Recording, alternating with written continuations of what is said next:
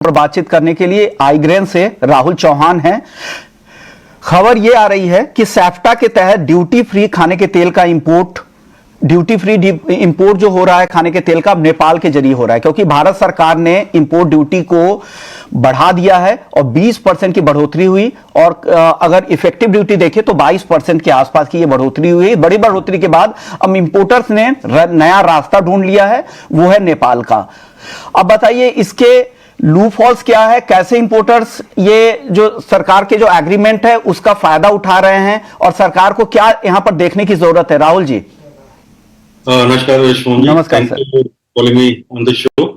Actually आपको याद होगा कि वर्ष 2020-21 में भी जब दोनों क्रूड और रिफाइंड की इंपोर्ट ड्यूटी के बीच में गैप जाता था, तो नेपाल से बड़ी मात्रा में इंडिया में रिफाइंड तेल का जो एक्सपोर्ट है वो चालू हो गया था। 2020-21 में करीब 4.5 लाख टन इंपोर्ट किया था नेपाल ने विभिन्न देशों से, जिसमें से 3 लाख टन रिफाइंड तेल एक्सपोर्ट किया गया, जिसमें अधिकतर मात्रा भारत को दी गई थी। और ये एक्सपोर्ट जो था पिछले सालों से 5 गुना अधिक था। और उस समय नेपाल में करीब 20 रिफाइनरी थी जो बढ़कर 28 हो गई और अब वो 30 हैं।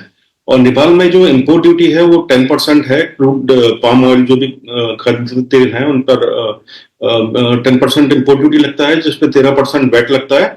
और इसकी रिफाइनिंग करके जब वो इंडिया में साफ्टा नियम के तहत एक्सपोर्ट करते हैं तो वो एक्सपोर्ट टैक्स 0 होता है। और साथ ही बॉर्डर पर उनको जो 5% और 12% जीएसटी लगता है वो एडवांस में पे करना पड़ता है। तो नेपाल के जरिए काफी बड़ी मात्रा में जो खाद्य तेल का इंपोर्ट, खासकर रिफाइंड तेल का इंपोर्ट इंडिया में होने की उम्मीद है। इसके अलावा पोरस बॉर्डर है, आप भी जानते हैं, वहां से भी बड़ी मात्रा में लोग इंपोर्ट करते हैं इंडिया में, जो कि गैर कानूनी है। तो कुल मिलाकर इससे सचेत रहने की जरूरत है।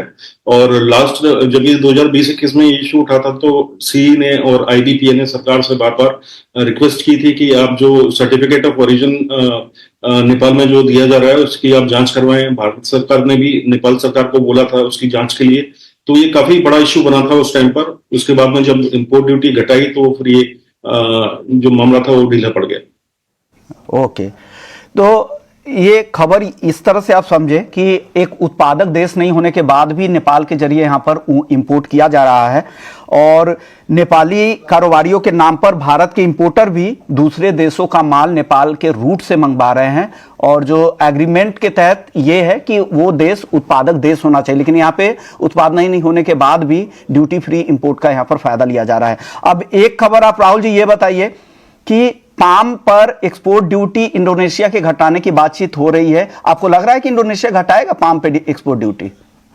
देखिए, उनके जो गैप है, जो प्रॉफिट है वो ज्यादा होता है। और जैसे इंडिया ने हर बार हमने देखा है कि जब भी इंडिया कोई भी इंपोर्ट ड्यूटी घटाता है या बढ़ाता है तो उसी अनुपात में विदेशी देश अपने भाव जो है वो बढ़ा देते हैं और कम कर देते हैं। तो कोई बड़ी बात नहीं होगा कि इंडिया जो मलेशिया और इंडोनेशिया है, जो उनके रेफरेंस भाव है, एक्सपोर्ट टैक्स है, उसके नियमों में बदलाव कर सकते हैं, क्योंकि भारत के अलावा उनके पास इतना बड़ा खरीदार है कोई नहीं है।